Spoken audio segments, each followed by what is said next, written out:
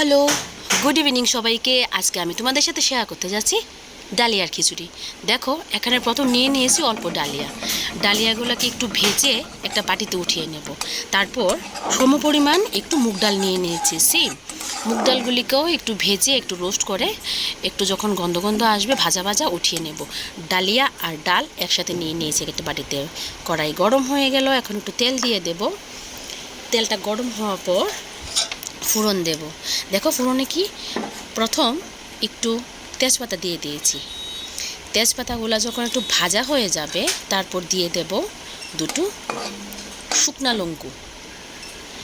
লঙ্কা। Actually অনেকেই খেতে পছন্দ করে খিচুড়ির শুকনা লঙ্কা, আমিও খেতে পছন্দ করি, তাই এখানে দুটো আর শুকনা লঙ্কা দিয়েছি আমি।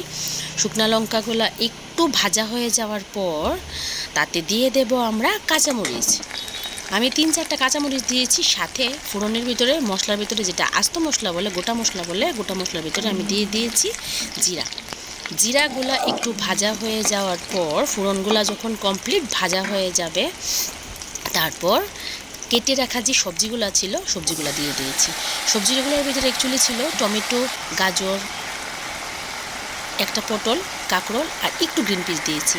সাথে একটু কুচি করা বা কেউ কুচি করেও দিতে পারো, আর কেউ বেটেও দিতে পারো। একটু আদা দিয়েছি।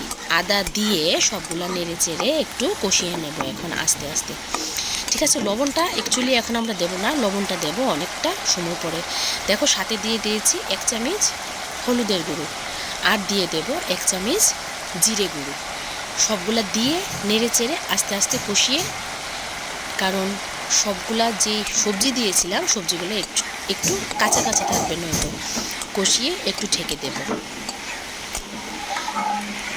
দেখো, এখানে সবজিগুলা কষিয়ে নেওয়া হচ্ছে। ঠিক আছে, সবজিগুলা কষানোর পর যখন একটু ভাজা ভাজা হয়ে আসবে, যখন একটু কষে যাবে, তারপর যেই ডাল আর ডালিয়াগুলা ভেজে রেখেছিলাম একটু ধুয়ে তারপর একসাথে মিক্সড করে নেব।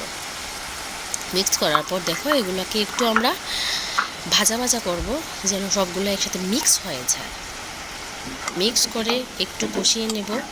কষিয়ে নেওয়ার পর ঢেকে দেব। অ্যাকচুয়ালি জানো, ডালিয়া খিচুড়ি খেতে অনেকেই পছন্দ করে। দেখো, স্বাদ পরিমাণ তোমরা লবণ অ্যাড করে দেবে। লবণ অ্যাড করে দেওয়ার পর ভাজা ভাজা করে ঢেকে দেব। ঢাকনা উঠিয়ে ফেললাম। দেখো এখানে কত সুন্দর এগুলো মিক্স হয়ে গেছে, ভাজা ভাজা হয়ে গেছে। অ্যাকচুয়ালি যাই করবে সবটা একটু লো ফ্লেমে করতে হবে। আর সাথে আমি গরম জল বসিয়েছিলাম, যেটাকে আমরা উষ্ণ জল বলি। উষ্ণ জল দিয়ে দিয়েছি। আর জলটা সেই পরিমাণেই দেব যে যতটুকু, কেউ থিকনেস পছন্দ করে, কেউ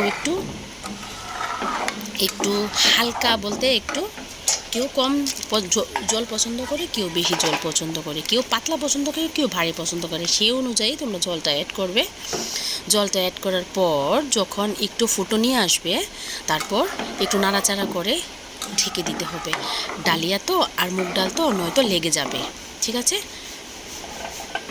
ঢাকনা উঠিয়ে দেখো কত সুন্দর লাগছে, ফুটে গেছে সবগুলা। সাথে আমরা লাস্ট দিকে একদম একটু ঘি দিয়ে দিয়েছি। ঘি দেওয়ার পর এগুলো একটু নেড়ে চেড়ে মিশিয়ে নেব। তারপর দেব একটু স্বাদ পরিমাণ মতো চিনি, যেন স্বাদটা বজায় থাকে। যার যেমন স্বাদ, কেউ চিনি দিতেও পারো, কেউ নাও দিতে পারো। তারপর দেখো একটু নাড়াচাড়া করে চিনিগুলা যখন মিশে যাবে একটু দেব আমরা এলাচি দারচিনির গুঁড়ো, মানে যেটাকে আমরা গরম মশলার গুঁড়া বলি। অ্যাকচুয়ালি এই গরম মশলাটা শাশুড়ি মা ঘরে বানিয়ে রেখেছে, তাই আর আলাদা মশলা আমাদের অ্যাড হয় না। ঘরে বানানো মশলাই আমরা অ্যাড করি। সবাই বানাতে পারো। দেখো কেমন লাগে। আমার তো ডালিয়া খিচুড়ি খুব ভালো লাগে। দেখো কালারটা কত সুন্দর হয়েছে। কমেন্ট করিও। টাটা।